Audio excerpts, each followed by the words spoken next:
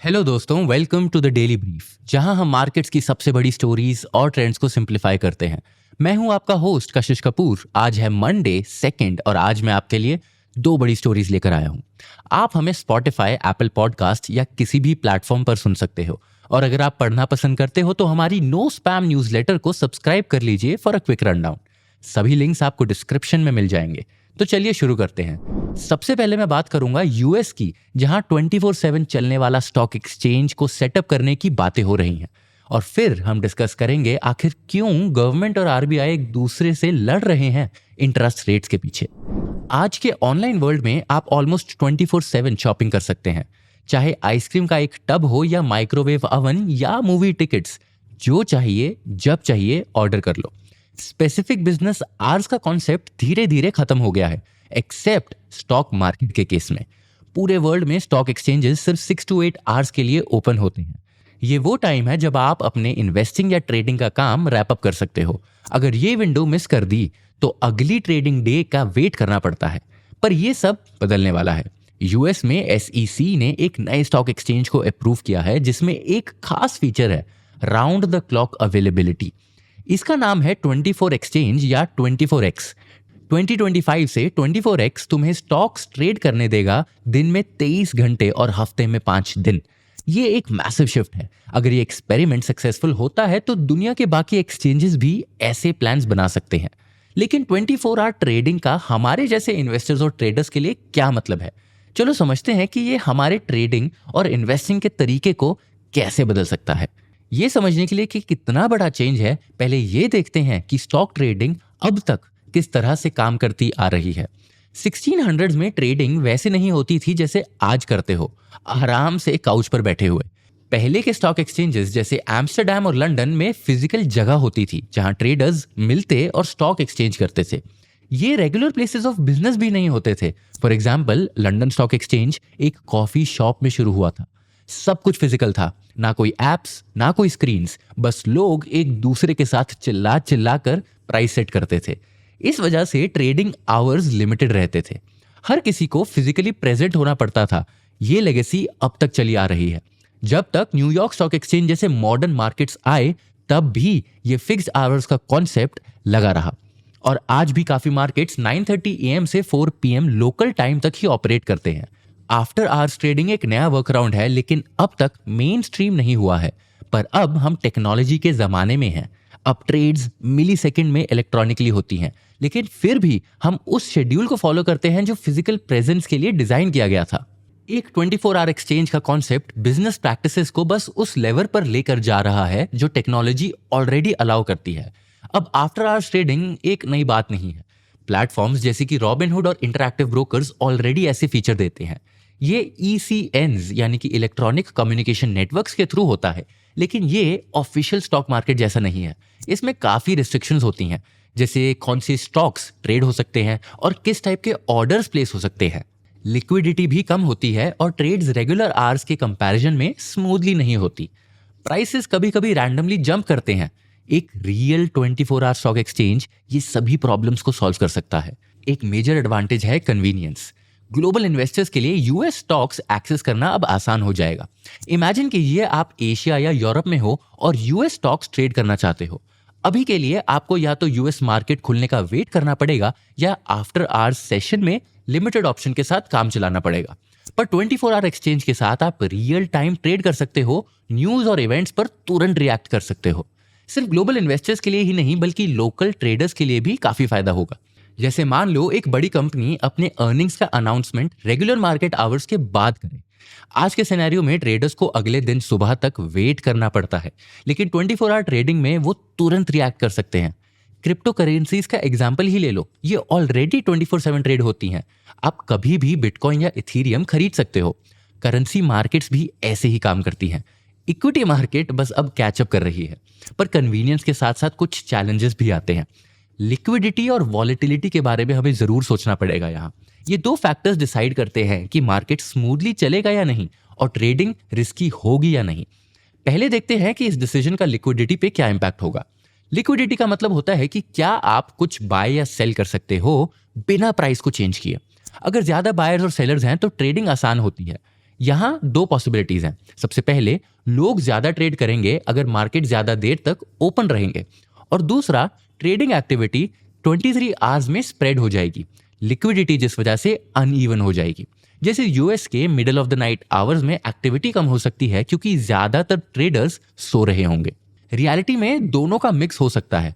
Overall liquidity improve हो सकती है, पर कुछ समय के लिए कम रहेगी जहां बड़ा ट्रेड्स करना मुश्किल होगा। तो क्या इस डिसीजन से वॉलेटिलिटी बढ़ेगी या कम होगी? एक तरफ 24 आवर मार्केट वॉलेटिलिटी को स्मूथ कर सकता है क्योंकि इन्वेस्टर्स न्यूज पर तुरंत रिएक्ट कर सकते हैं, नेक्स्ट डे तक वेट नहीं करना पड़ेगा। पर वहीं अगर लो लिक्विडिटी के वक्त एक बड़ा ट्रेड हो गया तो प्राइसेस ज्यादा फ्लक्चुएट हो सकते हैं। इससे वाइल्ड स्विंग्स हो सकते हैं जो बिजी आवर्स में नहीं होते। और साथ ही साथ ह्यूमन फैक्टर भी है। अगर मार्केट्स हमेशा ओपन रहेंगे तो कोई कूलिंग ऑफ पीरियड्स नहीं होंगे। इन्वेस्टर्स इंपल्सिव या स्पेक्युलेटिव ट्रेड्स करने लग सकते हैं। अभी मार्केट बंद होने के बाद सबको सोचने का टाइम मिलता है, लेकिन अगर ये पॉज हट गया तो लोग ज्यादा फियर या ग्रीड में डिसीजन ले सकते हैं जो एग्जैजरेटेड प्राइस मूवमेंट्स क्रिएट कर सकता है। तो क्या 24x का मॉडल काम करेगा? अगर यूएस में सक्सेसफुल होता है तो ये बाकी कंट्रीज के लिए प्रेसिडेंट बनेगा।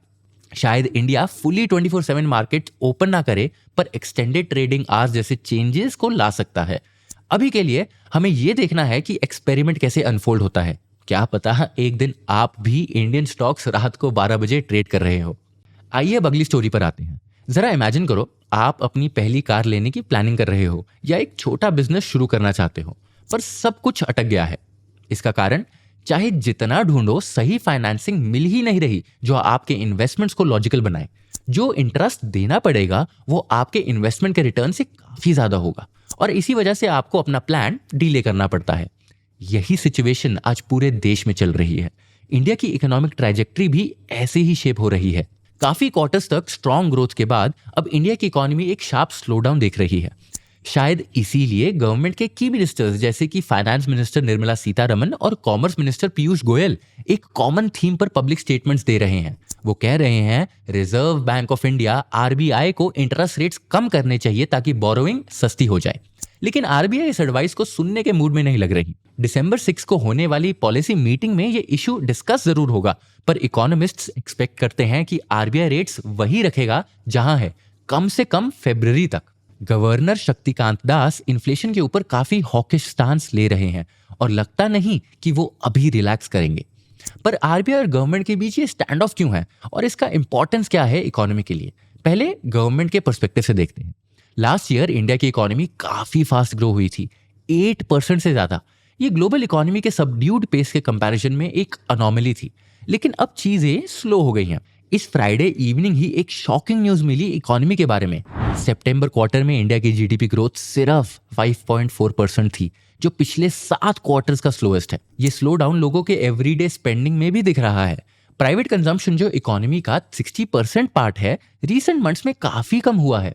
हिंदुस्तान यूनिलीवर और कोलगेट जैसी एफएमसीजी जायंट्स ने वीक सेल्स रिपोर्ट की हैं, जो दिखाता है कि हाउस होल्ड बजट्स काफी टाइट हैं। कार से लेकर बिस्किट्स तक हर सेगमेंट की सेल्स गिर रही हैं। गवर्नमेंट को लगता है कि इकोनॉमी को एक बूस्ट की जरूरत है। इसी वजह से मिनिस्टर्स इंटरेस्ट रेट कट करने के सजेशन दे रहे हैं। और ये समझना मुश्किल नहीं है, जब कोई लोन लेता है वो पैसा इकोनॉमी में जाता है।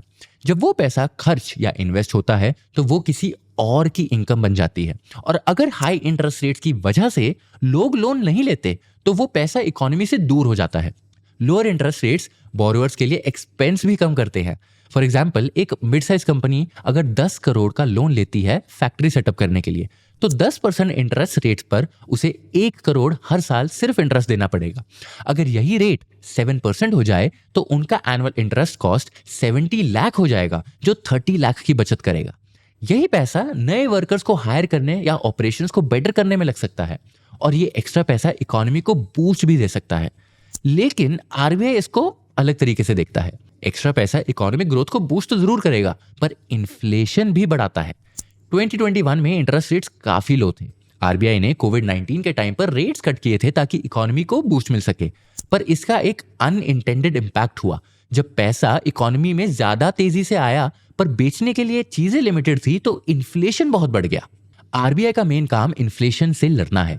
इन्फ्लेशन बढ़ने पर आरबीआई ने 2022 में स्टेडीली इंटरेस्ट रेट्स बढ़ाए।